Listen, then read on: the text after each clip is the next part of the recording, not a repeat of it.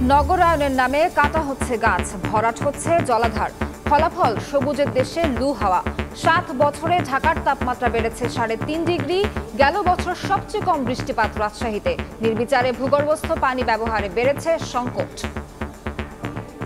প্রচন্ড গরমেতে আমরা গাড়ি চালাতে খুব অঞ্জলা অতৃষ্ট। কারেন্ট পাওয়া যাচ্ছে না, গরমে বিরাট কষ্ট হচ্ছে। গোসল করতে গেছে কলে জল ওঠে না, পুকুরে তো পানি নাই, বাচ্চাদের অনেক কষ্ট হচ্ছে, ঠান্ডা লাগতেছে, জ্বর হচ্ছে। রংপুরের বর্তমান যে তাপমাত্রা, সে তাপমাত্রা হিসেবে আমরা খুব অতিষ্ঠ হয়ে গেছি। জলাধার এবং সবুজ এই শহরের কথা যদি বলি, তার মাত্র 8 থেকে 9% আছে, অথচ 15 থেকে 20 ভাগ থাকার কথা।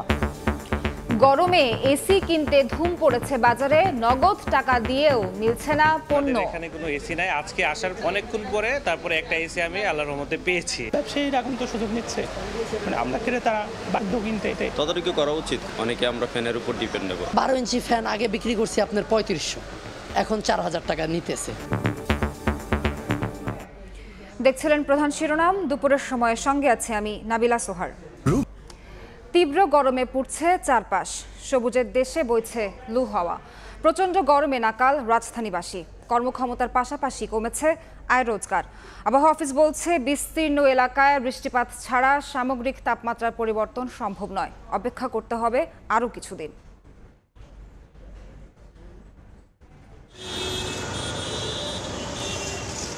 এই দাবদাহের মধ্যেই কথিত তিলোত্তমা ঢাকায় কাটা হয়েছে আরও একটি গাছ, যেন নগরের শীতলতার কফিনে পড়ল আরও একটি পেরেক।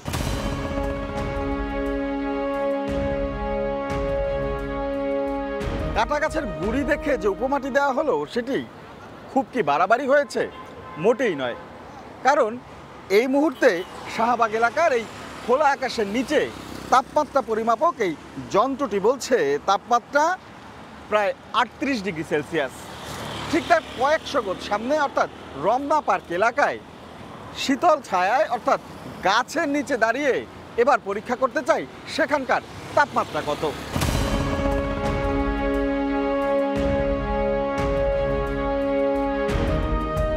এখানে এসে তাপমাত্রা দেখাচ্ছে 35 থেকে 36-এর মাঝামাঝি, অর্থাৎ সবুজায়নের সমীকরণটা মিলে যাচ্ছে খাপে খাপ। সেক্ষেত্রে বৈশ্বিক উষ্ণতা সহ নানা অজুহাতে তাপমাত্রা বৃদ্ধির কারণ দেখানো হলেও একটু সবুজায়ন যে অনেক বেশি স্বস্তি এনে দিতে পারে তা কিন্তু প্রমাণিত। তবু হুঁশ ফেরে কই? নগরায়নের নামে একদিকে কমছে গাছের সংখ্যা, অন্যদিকে ভরাট হচ্ছে জলাধার, আর তারই খেসারত দিতে হচ্ছে প্রতিনিয়ত। এক গবেষণায় দেখা গেছে 2017 সালে ঢাকা উত্তর সিটি কর্পোরেশনের গড় তাপমাত্রা ছিল 33.39 ডিগ্রি সেলসিয়াস, দক্ষিণে 33.50। 7 বছর বাদে চলতি বছর উত্তরে তাপমাত্রা 37.38 আর দক্ষিণে 36.54 ডিগ্রি সেলসিয়াস। সেই হিসেবে এই নগরের গড় তাপমাত্রা বেড়েছে 3.51 ডিগ্রি সেলসিয়াস। জলাধার এবং সবুজ বৃক্ষ এগুলো তাপমাত্রা অ্যাবজর্ভ করে। এই শহরের কথা যদি বলি, তার মাত্র 8 থেকে 9% আছে, অথচ 15 থেকে 20 ভাগ থাকার কথা। এখন আমাদেরকে এই বাস্তবতাটা চিন্তায় নিয়ে আসতে হবে। আমরা কিভাবে এই পরিস্থিতিতে মানে সার্বিক অবস্থা বা পরিবেশটাকে সহনীয় করা যায়, আমরা কিভাবে এটা নিয়ে কোপ করতে পারি, সেটা নিয়ে কিন্তু আমরা ইতিমধ্যেই ভাবছি। এসব পরিকল্পনা বাস্তবায়নে সমন্বয় বড় চ্যালেঞ্জ মানছেন খোদ পরিবেশ মন্ত্রী। সর্বনাশ তো যা হবার হয়েছে বহু আগে, এখন আর এত হা হুতাশ করে লাভটাকেই। দেয়ালে যখন পিঠ ঠেকেছে তখন এগুতে হবে সামনের দিকেই। তাই তো পরিবেশবিদরা বলছেন কর্তৃপক্ষ শক্ত হাতে এখনই পদক্ষেপ না নিলে হয়তো আরও চড়া মূল্য দিতে হবে এই নগরবাসীকে। রাশেদ লিমন, সময় সংবাদ, ঢাকা। এদিকে তীব্র তাপপ্রবাহ থেকে মুক্তি পেতে আজও দেশের বিভিন্ন স্থানে বৃষ্টির জন্য ইস্তিসকার নামাজ আদায় করেছেন মুসল্লিরা। নামাজ শেষে বিশেষ মোনাজাত করেন সবাই। সূর্যের তীর্যক দৃষ্টিতে পড়ছে দেশ। এক পশলা বৃষ্টির জন্য হাহাকার মানুষের। আল্লাহর দরবারে 2 হাত তুলে অশ্রুসিক্ত নয়নে তাই বৃষ্টির দোয়া। প্রকৃতির বৈরিতা থেকে রক্ষা পেতে বুধবার সকালে রাজধানী যাত্রাবাড়ি তামিরুল মিল্লাত কামিল মাদ্রাসার প্রাঙ্গণে ইস্তিসকার নামাজের আয়োজন করা হয়। এতে শিক্ষার্থী, অভিভাবক ও এলাকাবাসীরা অংশ নেন। 2 রাকাত নামাজের আগে নসিহতপূর্ণ বক্তব্য দেন ইমাম। অন্যদিকে পিরোজপুর, ঝিনাইদহ, পাবনা, যশোর, কুষ্টিয়া সহ দেশের কয়েকটি জেলাতেও খোলা ময়দানে জড়ো হন মুসল্লিরা। এক কাতারে দাঁড়িয়ে সালাতুল ইস্তিসকারের নামাজ আদায় করেন তারা। নামাজ শেষে বৃষ্টির আশায় করা হয় বিশেষ মোনাজাত। যখন বেশি তাপমাত্রা বেড়ে যায় তখন নবীজির সুন্নাহ হলো সালাতুল ইস্তিসকার নামাজ আদায় করা, অর্থাৎ বৃষ্টি প্রার্থনার নামাজ।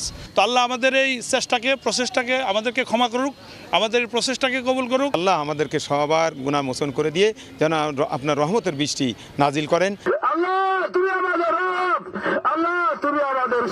মোনাজাতে মুসল্লিরা আবেগে আপ্লুত হয়ে তওবা ও ক্ষমা প্রার্থনা করেন। অসহনীয় এই পরিস্থিতি থেকে পরিত্রাণ সহ দেশ ও জাতির কল্যাণ প্রার্থনাও করা হয়। ফারিয়া ফারজানা, সময় সংবাদ। একদিকে তাপপ্রবাহ, অন্যদিকে অস্বাভাবিক নিচে নেমে গেছে ভূগর্ভস্থ পানির স্তর। 2 মিলে ভয়াবহ অবস্থা বরেন্দ্র অঞ্চলে। গবেষক ও বিশেষজ্ঞরা বলছেন, সাম্প্রতিক সময়ের মধ্যে গেল বছর সবচেয়ে কম বৃষ্টিপাত হয়েছে রাজশাহীতে। আব্দুল সালামের ছবিতে মদদ রানার প্রতিবেদন। ওয়াটার রিসোর্স প্ল্যানিং অর্গানাইজেশন ওয়ারপোর গবেষণা তথ্য মতে রাজশাহীর বরেন্দ্র অঞ্চলের 71% এলাকা মাঝারি, উচ্চ ও অতি উচ্চ পানি সংকটাপন্ন। গেল বছর জেলায় সবচেয়ে কম বৃষ্টিপাত হয়েছে। এতে ভূগর্ভস্থ পানির পুনর্ভরণ না হওয়ায় গড়ে এ অঞ্চলে 4 ফিট করে নেমেছে পানির স্তর। সেই সঙ্গে অস্বাভাবিক হারে বাড়ছে তাপমাত্রা। তানোরের পাচন্দর ইউনিয়নে পানি সংকট সবচেয়ে বেশি। এখানকার বাসিন্দারা প্রায় 1 কিলোমিটার দূর থেকে সংগ্রহ করছেন তাদের গৃহস্থালী কাজ ও খাওয়ার জন্য পানি। একই চিত্র বাঘা উপজেলার কয়েকটি গ্রামে। টিউবওয়েল ও ডিপ টিউবওয়েল দিয়ে উঠছে না পানি। এসব গ্রামের মানুষকেও পানি সংগ্রহের জন্য ছুটতে হচ্ছে দূর দূরান্তে। আমরা অনেক দূর থেকে পানি ধোয়া খুব কষ্ট করে খাই। পুকুরে তো পানি নাই, মোটরের পানি নিয়ে যাই, আমরা সবকিছু করি, খাই। পানির অভাবে ও বৈশাখের খরতাপে কৃষি জমি ফেটে চৌচির। ভূগর্ভস্থ পানির স্তর নেমে যাওয়ায় মিলছে না সেচও। চতুর্দিকে যেগুলো দেখেন এগুলো সব ফেটে আছে, পানির সমস্যার জন্য। পানি কম উঠছে, উঠে মনে করেন কি জমিতে পানি দিতে পারছে না, সেচ দিতে পারছে না, খুব সমস্যা আমাদের। গবেষকরা বলছেন, অনাবৃষ্টি, তাপপ্রবাহ, প্রচণ্ড খরায় রাজশাহী অঞ্চলে ভূগর্ভস্থ পানির স্তর নামছে দ্বিগুণ হারে। এভাবে চলতে থাকলে আগামী 25 থেকে 40 বছরের মধ্যে এই অঞ্চলে মাটির নিচে পানি থাকবে না। গত বছর বৃষ্টির কম হয় এবং ভূগর্ভস্থ রিচার্জ যে পুনর্ভরণের যে বিষয়টি সেটা কম হওয়ার ফলে এখানে এটা দ্বিগুণ নেমেছে এবছর। 1985 থেকে 1990 সাল পর্যন্ত বরেন্দ্র অঞ্চলে ভূগর্ভস্থ পানির গড় স্তর ছিল 26 ফুট নিচে। খাওয়ার পানি ছাড়াও কৃষি জমিতে সেচ এবং মাছ চাষে অতিরিক্ত ভূগর্ভস্থ পানি উত্তোলন করায় 2010 সালে পানির গড় নিম্ন স্তর ছিল 50 ফুট। 2021 সালে ভূগর্ভস্থ পানির গড় নিম্ন স্তর আরও নিচে নেমে দাঁড়ায় 60 ফুটে। মওদুদ রানা, সময় সংবাদ, রাজশাহী। গরমে রীতিমতো ধুম পড়েছে এসির বাজারে। নগদ টাকা দিয়েও মিলছে না পণ্য। যাদের সাধ্য নেই এসি কেনা, তারা ঝুঁকছেন রিচার্জেবল ফ্যানের দিকে। তাতেও রয়েছে দামের উত্তাপ। সাইফুল ইসলামের রিপোর্ট। ভিড় দেখে মনে হচ্ছে রীতিমতো কারাকারি চলছে এয়ার কন্ডিশন অর্থাৎ এসি নিয়ে। ঘন্টার পর ঘন্টা অপেক্ষা করে পণ্যটি হাতে পেয়েছেন উত্তরা থেকে রাজধানীর বায়তুল মোকাররমে আসা ব্যবসায়ী ফারুক। গরমের কারণে, গরম ছাড়া তো এসি কেনার কোনো যুক্তি নাই। এদিকে গরমকে বাগে আনতে সিরিয়াল দিয়ে 12 ঘন্টা পর পণ্যটি হাতে পেলেন কেউ কেউ। বলছেন 1.5 টন এসির জন্য গুনতে হয়েছে 46 থেকে 47 হাজার টাকা, যা 15 দিন আগেও ছিল 39 হাজার টাকা। ব্যবসায়ীরা জানালেন বাজারে চলছে এসির সংকট। অতি তাপদাহ আর হচ্ছে এখন এসির যে সংকট, এই কারণে এই অবস্থা হচ্ছে। গতকাল রাতে আসার পরে দেখি যে ওনাদের এখানে কোনো এসি নাই। আজকে আসার অনেকক্ষণ পরে তারপরে একটা এসি আমি আল্লাহর রহমতে পেয়েছি। একসাথে আসতেছে তো চাপটা বেশি পড়তেছে, কিন্তু ওই আগের মতো বেশি না, সেল বেশি না। এসির বাজার যখন পড়ছে দামের উত্তাপে, তখন অনেকে ঝুঁকছেন রিচার্জেবল ফ্যানের দিকে। তাতেও নেই ঠান্ডার আভাস। ক্রেতারা বলছেন রাত পেরিয়ে দিন হলেই দামের তারতম্য ঘটছে, যা দেখার কেউ নেই। খুচরা ব্যবসায়ীরা বলছেন 3 দিনের ব্যবধানে আবারও রিচার্জেবল ফ্যানে দাম বেড়েছে অন্তত 500 টাকা। ব্যবসায়ীরা এখন তো সুযোগ নিচ্ছে, আমরা ক্রেতারা বাধ্য কিনতে। তদারকি করা উচিত, কারণ এই বর্তমান পরিস্থিতিতে সবার তো আর এসি কেনার মতো সামর্থ্য নাই। অনেকে আমরা ফ্যানের উপর ডিপেন্ডেবল। ফ্যানের বাজার অবস্থা খুবই খারাপ। ফ্যান আমাদের যেটা গরম আসার আগে শেষ। 12 ইঞ্চি ফ্যান আগে বিক্রি করছি আপনার 3500, এখন 4000 টাকা নিতেছে। আর 16 ইঞ্চি ফ্যান আগে বিক্রি করছি 4500, এখন বিক্রি করতেছি 5,000 5,500। আমদানিকারকদের গতানুগতিক অজুহাত, ডলারের অতিরিক্ত দাম আর পণ্য আসার পর বাড়তির ভ্যাটেই এর জন্য দায়ী। যখন আমরা এলসি করি তখন আমরা 128 টাকা কিনে বাংলাদেশ ব্যাংকে আমরা দিছি, আমাদের ওইখানে আমাদের মালের দামের বেড়ে গেছে। আমদানি থেকে ডিলার আর পাইকারি থেকে খুচরা পর্যায়ে অতিরিক্ত দাম আদায় করে বাজার পরিস্থিতি অস্থির যারা করছেন তাদের আইনের আওতায় আনার দাবি ক্রেতাদের। সাইফুল ইসলাম, সময় সংবাদ, ঢাকা। প্রথম দফার উপজেলা নির্বাচনে ভোটের মাঠে লড়ছেন 20 জনের বেশি মন্ত্রী এমপির আত্মীয়। বিনা বাধায় জয়ের পথে 7 জন। এদিকে আওয়ামী লীগ সাধারণ সম্পাদক দলীয় সিদ্ধান্তের বাইরে গেলে ব্যবস্থা আবারও হুঁশিয়ারি ওবায়দুল কাদেরের। উপজেলা নির্বাচনে মন্ত্রী এমপির স্বজনদের প্রার্থিতা প্রত্যাহারের ব্যাপারে দলের পক্ষ থেকে যে ঘোষণা আছে তা অমান্য করলে সময় মতো ব্যবস্থা নেওয়া হবে বলে জানিয়েছেন আওয়ামী লীগের সাধারণ সম্পাদক ওবায়দুল কাদের। দুপুরে ধানমন্ডিতে আয়োজিত সংবাদ সম্মেলনে এমন কথা বলেন তিনি। এ সময় তিনি আরও বলেন, ভবিষ্যতে বিএনপির কোনো কর্মসূচিতে নাশকতার শঙ্কা থাকলে মাঠে থাকবে আওয়ামী লীগ। বুধবার ধানমন্ডিতে আয়োজিত সংবাদ সম্মেলনে ঘুরে ফিরে আসে সারা দেশে মন্ত্রী এমপি স্বজনদের নির্বাচন থেকে সরে না যাওয়ার বিষয়টি। সাধারণ সম্পাদক জানান, দলীয় আদেশ অমান্য করলে সময় মতো ব্যবস্থা নেওয়া হবে। আনুষ্ঠানিকভাবে নির্বাচন কমিশনে যে সময়সীমা, তারপরও কেউ ইচ্ছে করলে প্রত্যাহার করতে পারে। কাজে ইলেকশন পর্যন্ত আমাদের অপেক্ষা করতে হবে। দলীয় নির্দেশনা অমান্য করলে সময় মতো এর সিদ্ধান্ত অবশ্যই নেওয়া। 7 জানুয়ারি নির্বাচনের আগে রাজধানীতে বটেই সারা দেশে একই দিন একই সময়ে দুদলই একাধিক কর্মসূচি পালন করে। নির্বাচনের পরও কি বিএনপির কর্মসূচির দিনে কর্মসূচি করবে আওয়ামী লীগ? এমন প্রশ্নের উত্তরে সাধারণ সম্পাদক বলেন, দুদল একই দিন কর্মসূচি করলেই সংঘাত হবে এমন ধারণা ভুল। তবে বিএনপি যাতে নাশকতা করতে না পারে সেজন্য ভবিষ্যতেও বিএনপির কর্মসূচির দিনে মাঠে থাকবে আওয়ামী লীগ। আমরা কোনো বাধা দিয়েছি? আমাদের সমাবেশ আমরা করছি, তাদের সমাবেশ তারা করেছে। নির্বাচনের আগের দৃশ্যপট হচ্ছে এটা। জনগণের স্বার্থে আমাদেরও কর্মসূচি থাকা প্রয়োজন মনে করি এবং সেই কর্মসূচি আমরা শান্তিপূর্ণভাবেই করে থাকি। একই দিন আওয়ামী লীগের যুগ্ম সাধারণ সম্পাদক বাহাউদ্দিন নাসিম বলেছেন, দেশের শান্তি বিঘ্নিত করার চেষ্টা মেনে নেওয়া হবে না। আমরা কোনো ছাড় দেব না। কোনোভাবেই কর্মসূচির নামে 28 অক্টোবরের মতো সংঘাত করতে দেওয়া হবে না বলেও হুঁশিয়ারি উচ্চারণ করেন আওয়ামী লীগ নেতারা। হাতিকুর রহমান তামাল, সময় সংবাদ, ঢাকা। থাইল্যান্ডের প্রধানমন্ত্রী শ্রেথা থাভিসেনের আমন্ত্রণে 6 দিনের সরকারি সফরে ব্যাংককে পৌঁছেছেন প্রধানমন্ত্রী শেখ হাসিনা। স্থানীয় সময় দুপুর 1:08 ব্যাংককের ডন মুয়াং আন্তর্জাতিক বিমানবন্দরে পৌঁছায় প্রধানমন্ত্রী ও তার সফর সঙ্গীদের বহনকারী বিমান বাংলাদেশ এয়ারলাইন্সের ফ্লাইট। এ সময় সরকার প্রধানকে ফুলের শুভেচ্ছা ও লাল গালিচা অভ্যর্থনা জানান থাই সরকারের প্রতিনিধিরা। এর আগে সকাল 10:15টার দিকে ব্যাংককের উদ্দেশ্যে হজরত শাহজালাল আন্তর্জাতিক বিমানবন্দর ছাড়েন প্রধানমন্ত্রী। 6 দিনের এ সফরে থাইল্যান্ডের প্রধানমন্ত্রী শ্রেথা থাভিসেনের সঙ্গে দ্বিপাক্ষিক বৈঠক করবেন শেখ হাসিনা। এছাড়া বৃহস্পতিবার জাতিসংঘের এশিয়া অর্থনৈতিক ও সামাজিক কমিশন ইউএনএসক্যাপের 80তম অধিবেশনে তার বক্তব্য রাখার কথা রয়েছে।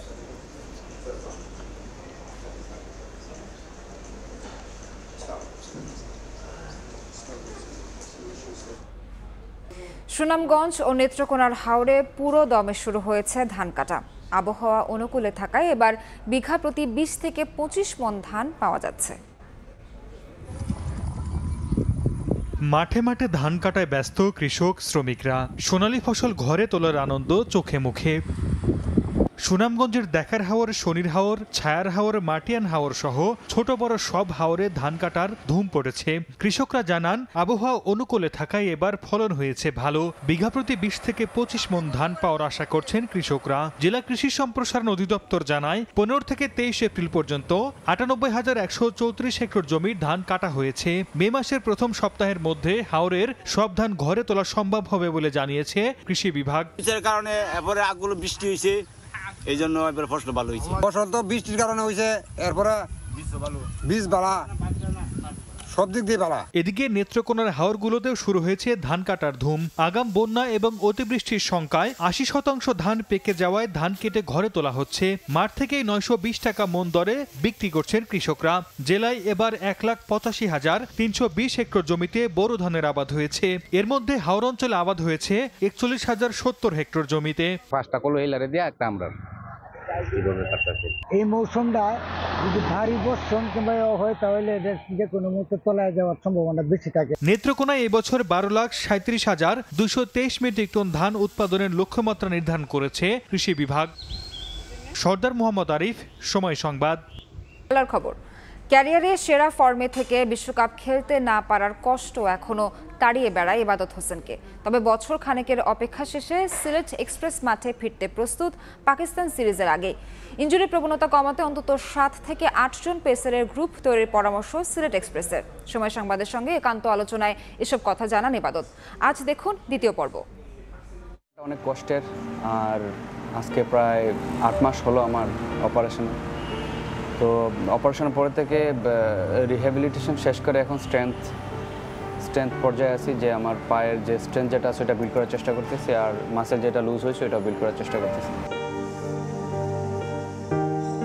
ডিপিএলের ম্যাচে আবাহনীর ডাগ আউটে ইবাদত হোসেন, তাসকিন শরীফুলদের খেলতে দেখে নিশ্চয়ই কষ্টটা তীব্র হয় সিলেট এক্সপ্রেসের।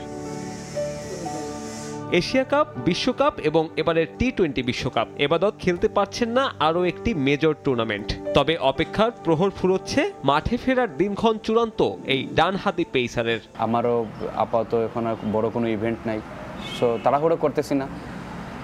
আস্তে আস্তে এই সময়টা একটু বেশি নিচ্ছি যাতে রি-ইনজুরি হওয়ার চান্সটা যাতে কমে আসে। সো চেষ্টা করতেছি আর কি যে আগামী 3 মাসের মধ্যে আমি পুরো রিদমে যাতে বোলিংয়ে ফিরতে পারি ইনশাআল্লাহ। ক্যারিয়ার সেরা ফর্মে থেকে ইনজুরিতে পড়েন ইবাদত হোসেন। 2023 বিশ্বকাপের আগে ওয়ানডে ফরম্যাটে রীতিমতো উঠছিলেন এই সিলেট এক্সপ্রেস। 2022 সালের হিসেব টানলে উইকেট শিকারের গড় হিসেবে তার আশেপাশেও ছিলেন না কেউ। সবচেয়ে বড় জিনিস হচ্ছে ক্যাপ্টেন এবং টিম যখন মিস করে, এটা শুনতে পারাটা অনেকটা গর্বের যে দল আমাকে মিস করতেছে বা ক্যাপ্টেন আমাকে মিস করতেছে। আমি নিজেও আসলে ওয়ার্ল্ড কাপটা খুবই মিস করেছি। এটা তো ইনজুরিটা তো সাডেনলি হয়ে গেল। দেশের পেস বিপ্লব নিয়ে নানান উচ্চবাচ্য থাকলেও ইবাদতের ছিটকে যাওয়ায় মুদ্রার উল্টো পিঠ হয়েছে স্পষ্ট। তাসকিন শরীফুলদের ওপর টানা ম্যাচ খেলার ধকলে ভারত বিশ্বকাপে প্রভাব পড়েছে টিম পারফরমেন্সে। রোটেশন ওয়াইজ সবাই সুস্থ থাকতো, রিকভারি টাইম পাইতো। 7-8 জন থাকলে তখন রোটেট করে খেলা যায়। Best of luck for your thanks so much. কথা বলছিলাম সিলেট এক্সপ্রেস খ্যাত ইবাদত হোসেনের সাথে, যিনি কিনা ইনজুরির জন্য এই মুহূর্তে মাঠের বাইরে থাকলেও মাঠে ফেরার জন্য নিজের সর্বোচ্চ চেষ্টা চালিয়ে যাচ্ছেন। মিরপুর হোম অফ ক্রিকেট থেকে সাব্বির মিথুন, সময় সংবাদ, ঢাকা। এ পর্যায়ে শীর্ষ সংবাদগুলো জানিয়ে দিচ্ছি আরেকবার। নগরায়নের নামে কাটা হচ্ছে গাছ, ভরাট হচ্ছে জলাধার। ফলাফল সবুজের দেশে লু হাওয়া। গত বছর সবচেয়ে কম বৃষ্টি রাজশাহীতে। নির্বিচারে ভূগর্ভস্থ পানি ব্যবহারে বেড়েছে সংকট। প্রথম দফার উপজেলা নির্বাচনে 20 জনের বেশি মন্ত্রী এমপির স্বজন ভোটের মাঠে। বিনা বাধায় জয়ের পথে 7 জন। দলীয় সিদ্ধান্ত না মানলে ব্যবস্থা, হুঁশিয়ারি ওবায়দুল কাদেরের।